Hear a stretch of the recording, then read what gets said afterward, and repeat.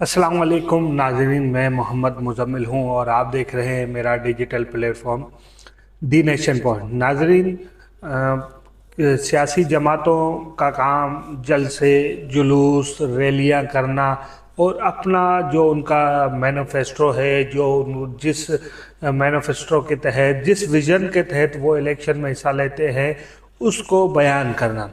अगर कोई सियासी जमात गैर कानूनी सरगर्मियों में मुलविस हो, दहशतगर्द सरगर्मियों में मुलविस हो, तो हम उसे दहशतगर्द ही कहेंगे, उसको हम सियासी तंजीम नहीं करेंगे। आपको गुज़िश्ता हुकूमत का पता ही होगा, जिस तरह तहरीक लब्बैक के लोगों को गिरफ़्तार किया गया एहतजाज करने पे, पुरअमन एहतजाज में, फिर उनको पाबंदे सलासल किया गया। सिर्फ जो कारकुन नहीं है, टॉप की लीडरशिप जो उस तहरीक लब्बैक को ऑन करते थे, उनको गिरफ्तार कर दिया गया। फिर उसके बाद उसको बड़ा फ़खरिया कहा गया कि हम कलदम तंजीम है, ये कलदम करार दे दिया गया। फिर वो फैसला चैलेंज भी हो गया, फिर वो तहरीक लब्बैक जीत भी गई। आज उसी पार्टी को फिर खुद को कलदम होने के दिन आ गए हैं कि ये तंजीम जो पुलिस पे पेट्रोल बम से हमला करे, जो पुलिस पे पत्थर फेंके, जो पुलिस के जो कानून नाफिज करने वाले इदारे, पुलिस रेंजर, उनको जदोकोब करे, उनकी गाड़ियां जला दे, वाटर कैनन जला दे, पुलिस के मोबाइल जला दे, बख्तरबंद गाड़ियां जला दे, हम उसे क्या कहें? जिनके घरों से क्लाशिनकोफ और दहशतगर्द तंजीमों के लोग मिले, हम उन्हें क्या कहें? हम उनको दहशतगर्द ना कहें क्या? उनको अगर आज ही मौजूदा हुकूमत अब इस पार्टी को अगर कलदम करार देती है, इस तरह का कानून लाके उनको कलदम करार देती है, तो क्या हम उसी तरह हिमायत करें जिस तरह हमने पिछली गवर्नमेंट की थी कि जिस तरह तहरीक लब्बैक को कलदम करार दे दिया गया? फिर अब इनकी बारी है। देखें, हम कहते हैं कि दुनिया मकाफात अमल है, जो इस दुनिया में करोगे वो यहाँ भी, वहाँ तो आखिरत में तो अपने भुगतना ही भुगतना है, यहाँ भी भुगतना पड़ेगा। तो वही कुछ इमरान खान साहब के साथ हो रहा है और अब पार्टी का ये हाल हो गया है कि अब कलदम, अब दहशतगर्द तंजीम बन गई है, दहशतगर्द पालने लग गई। ये पेट्रोल बम बनाने के टेक्निक्स, ये पेट्रोल बम बनाना किसने सिखाया? किसने नौजवान जो स्टूडेंट्स हैं उनको ये पेट्रोल बम बनाने की ट्रेनिंग कौन देता है? ये ट्रेनर कहाँ से आए? यकीनन कुछ ज़मान पार के अंदर ऐसी एक्टिविटीज़ हैं जो इनको इस तरह की ट्रेनिंग दे रहे हैं और कहते हैं कि हम जहाज़ गिरा देंगे। भाई, हमारे पास तो इतना कुछ मौजूद है कि हम जहाज़ भी गिरा सकते हैं। इतनी टेक्निक, इतने इनके पास वसाइल कहाँ से अंदर आए जो ये हेलीकॉप्टर गिराने की सलाहियत ज़मान पार पर रखते हैं, पेट्रोल बम बनाने की सलाहियत रखते हैं? तो जाहिर बात है फिर खुदकुश हमले भी कर सकते हैं। आपने देखा उस दौरान जब ज़मान पार्क में इमरान खान साहब की गिरफ्तारी हो रही थी, तो बहुत से उनके सहाफ़ी जो उनके आगे पीछे घूमते हैं, उनकी बीप कवर करते हैं, तो पीटीआई की, उन्होंने इस तरह के ट्वीट भी किए कि हम खुदकुश हमला भी इमरान खान के लिए हो सकता है, ये हो सकता है। जो हज़ारों लोग, मैं लोग गिनने में कोई गलत बात नहीं करूँ, हज़ारों लोग जाके अदालत लेके पहुंचता है, वो कहता है मुझे सिक्योरिटी खदशात है। ये अजीब बात है ना, जिसको सिक्योरिटी खदशात होंगे वो घर से नहीं निकलेगा। अगर मुझे सिक्योरिटी थ्रेड आएंगे, मैं घर से अपनी जो बाहर निकलना है वो लिमिटेड कर दूंगा। ये कैसा सिक्योरिटी थ्रेड है जो अदालत जाने के लिए तो है, जलसों में जाना, रैलियों में जाना, क्राउड के साथ रहना, उसमें कोई सिक्योरिटी थ्रेट नहीं है।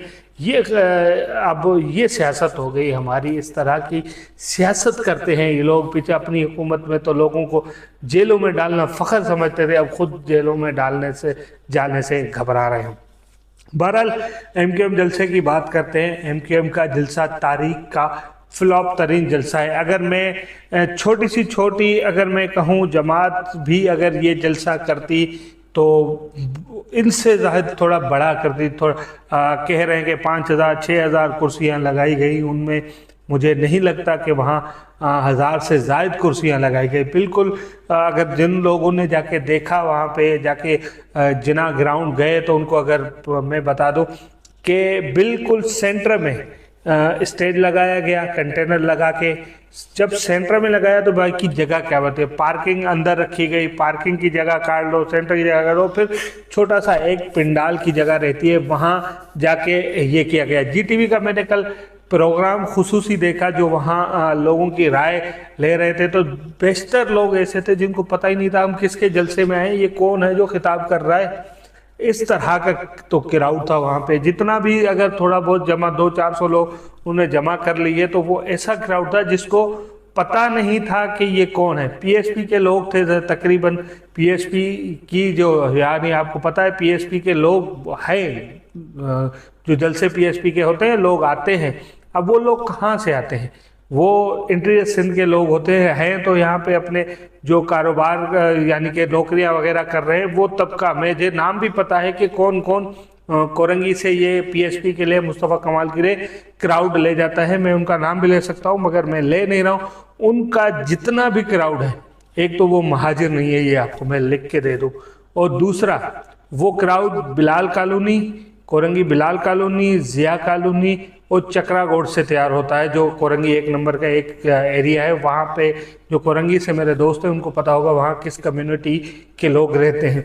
अच्छा, उनका जो जलसे में जाते हैं उनका तकरीबन मैं आपको बता दूँ ताल्लुक सिंध से है, अंदरून सिंध से है, जिनका एनआईसी कराची का नहीं है, जिनकी एनआईसी पे एड्रेस कराची का नहीं है, जिनका वोट कराची में नहीं है, जिन्हें अगर मैं कहूँ कि उनकी फैमिलियां भी कराची में नहीं है, खुद वो रहते हैं, बैचलर रहते हैं, जॉब्स करते हैं, फैक्ट्री एरिया में मजदूर तबका है, फिर वो बहुत सारी एक्टिविटियों में भी मुलविस है। तो वो तबका इनकी जो जलसे में वही तबका था, उनको पता ही नहीं था मुस्तफ़ा कमाल कौन है, फारूक सत्तार कौन है, एमक्यूएम क्या है, कोई पता ही नहीं था उनको। वो अपनी मन में मगन, ऐसा तो वहाँ क्राउड मौजूद था। बहरहाल जो एमक्यूएम पाकिस्तान का फ्लॉप जलसा की वजह यही है कि उन्होंने अपनों को जो है ना रास्ते लगा दिया, बाकी सबको अपने पास मिला लिया। जो उनके अपने थे, जिनके बलबूते पे एमक्यूएम थी, उनको एमक्यूएम ने साइड लाइन कर दिया, इनको एमक्यूएम ने टाटा बाबा कह दिया। तो आज एमक्यूएम का जो हाल है उसकी बड़ी वजह वही है जो अपनों को अपनों से जुदा कर दिया, अपने बुजुर्गों को अपने से दूर कर दिया। जो बुजुर्गों से दूर होते हैं वो इस दुनिया में कहीं के नहीं रहते। तो वही हर हाल एमक्यूएम का है। नेक्स्ट व्लॉग में इंशाल्लाह मिलते हैं, तफसीली बात करते हैं। और रात को मैंने 12 बजे एक इंटरव्यू व्लॉग जो है वो किया था, और मेरे भाई का स्कूल है, उस स्कूल में एक फंक्शन था छोटा सा। तो एक बड़ी शख्सियत थी, एजुकेशन के लिए बड़ा काम करती है कोरंगी में और कोरंगी के दूसरे इलाकों में जो पसमानदा इलाके हैं अच्छा काम करते हैं। तो वो उनको इंशाल्लाह हम अप्रिशिएट करते रहेंगे। और उनके दीगर जो कैंपस है कोरंगी से बाहर, उन कैंपस में भी इंशाल्लाह जाके हम इंटरव्यूज़ करेंगे। और बहुत जल्द एक इंटरव्यूज़ का सिलसिला हम जारी करेंगे।